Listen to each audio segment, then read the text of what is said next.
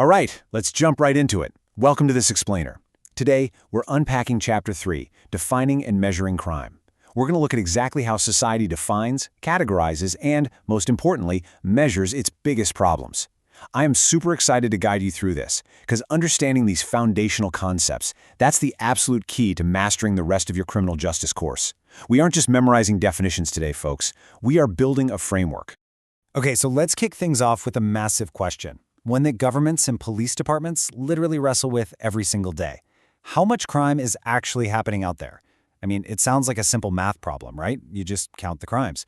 But as you'll see, figuring out the true scope of criminal activity is incredibly complex. It's like a giant puzzle, and it dictates everything from how safe you feel walking down the street to where billions of taxpayer dollars end up going. So, here is our roadmap for acing your exam. 1. Why crime data matters. 2. Categorizing criminal acts. 3. The official police reports. 4. Uncovering the dark figure. And 5. The exam answer formula. Let's start with Section 1, Why Crime Data Matters. Before we dive into all the numbers, we really need to understand why these numbers matter so much in the first place. Because let's be real, if you don't know the why, the what is just going to fall right out of your head. Crime data isn't just trivia. It dictates public policy, government funding, and what society actually views as a serious threat.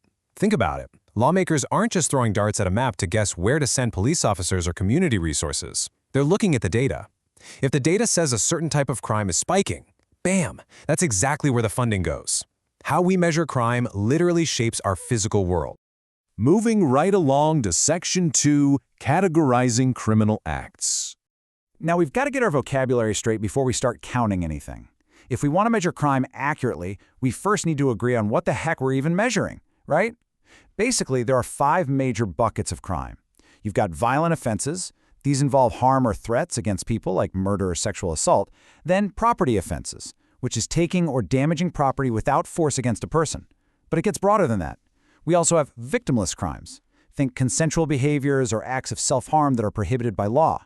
Then there are status offenses, which are kind of unique because they're only illegal due to someone's age, like underage drinking. And finally, white-collar crime. This is your corporate fraud, your embezzlement, stuff that causes massive, widespread financial harm, but let's face it, usually gets way less media coverage than street crime. Okay, listen up, because here is a classic test trap you absolutely need to avoid. Confusing robbery and burglary. I want you to burn this into your brain right now. Robbery requires force or fear against a person. It is a direct, active confrontation. Burglary, on the other hand, is just entering a building to steal. No face-to-face confrontation needed whatsoever. If someone sneaks into an empty house and steals a TV, that's a property offense, burglary. But if they hold someone at gunpoint for their wallet, that's a violent offense, robbery. Seriously, do not mix those up on the exam. All right, Section 3, the official police reports. So now that we know what the crimes are, how does the government actually track them all?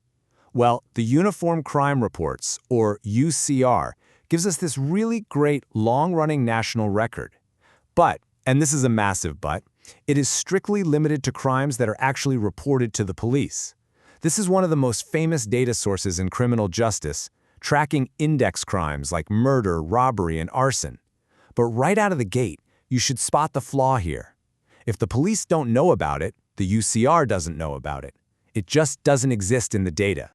Furthermore, there's another major flaw in the UCR that you definitely need to remember for your test. It's called the hierarchy rule. This means if multiple crimes happen in one single incident, only the most serious one gets counted. Imagine someone breaks into a house, which remember is burglary, and then tragically commits an aggravated assault while inside. Under the traditional UCR rules, only the assault goes into the statistics. The burglary basically vanishes from the data completely. Crazy, right? To fix this whole disappearing crime issue, they introduced NIBRS, the National Incident-Based Reporting System. NIBRS completely tosses out the hierarchy rule and adds some really fantastic detail. We're talking victim-offender relationship, the exact location, even the specific weapons used. It's incredible for getting a much more complete picture of an incident. However, it struggles. Why? Because not all local agencies participate consistently. It is a way more complex system for local police departments to use, so the data we get, while super detailed, can sometimes be pretty incomplete on a national scale. Which brings us to Section 4, uncovering the dark figure. This brings us to the absolute core mystery of our explainer today, the crimes that the police literally never even see. The dark figure of crime is a massive concept for your exam. It refers to the vast amount of crime that exists out there but completely bypasses official statistics because it's simply never reported. Think about petty thefts people just don't bother calling in, or deeply personal crimes where victims might be too afraid to come forward. All of that, it floats in the dark figure. If we're only looking at the UCR or NIBRS, we are basically looking at an iceberg and only seeing the tip. So, to shine a flashlight on that dark figure, we use something called the NCVS, the National Crime Victimization Survey. This completely skips the police and goes straight to the source, directly asking households if they've been victimized. The government literally sends researchers out to ask regular people, hey, were you a victim of a crime this year? This is huge, guys, because it finally captures those incidents that were never reported to law enforcement, giving us a much larger and honestly a more accurate picture of total crime.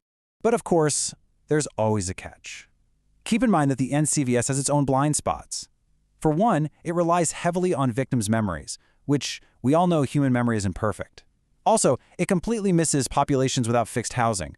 Because it surveys household members aged 12 and older, if someone is homeless or highly transient, they simply aren't getting surveyed. Plus, let's be honest, people might misremember details or just choose not to be entirely truthful on a survey. Every single measurement tool has its flaws. Now, if you get an essay question asking you to compare these tools, and you probably will, focus heavily on the differences in their sources and their blind spots. The UCR and NIBRS, they rely on police reports, so they totally miss unreported incidents. The NCVS, it uses private citizen surveys to catch exactly what the police miss, but it relies heavily on human memory. Contrast the source, official reports versus private individuals, and then contrast the blind spots. Official data misses the unreported stuff, survey data relies on memory and misses the unhoused. Boom! And hey, don't forget these two other flashlights we can use. First, the Clery Act. This specifically tracks crime on college campuses, which is highly relevant for those of you watching right now. It basically ensures universities are being transparent about safety. And then there's self-report data, which asks offenders directly about their own illegal behavior. And honestly, it's kind of surprising. When promised anonymity, people are actually quite willing to admit to crimes the police never even caught them for. Let's wrap things up with Section 5, the exam answer formula. Now, let's turn all this theory into an A+ on your test. Because look, knowing the material is really only half the battle. Knowing how to actually write it out is the other half. Whenever you get an essay question, I want you to follow this brilliantly simple 4-step formula. 1. Define the concept. 2. Explain it plainly. 3. Give an original example. And 4. Evaluate its strengths or limitations. Seriously, do not just parrot back memorized textbook definitions. Your professor wants to see that you actually grasp the why and the how. Let's see how this builds an absolutely perfect answer. If you're asked about the dark figure, step 1, you define it as unreported crime. Step 2, explain how it skews the official data. Step 3, use the NCVS as your example of how we try to measure it. And step 4, evaluate it by pointing out that even the NCVS misses homeless populations. See how incredibly smooth that is? You've shown you know the definition, the real-world impact, how the system tries to solve it, and the remaining flaws.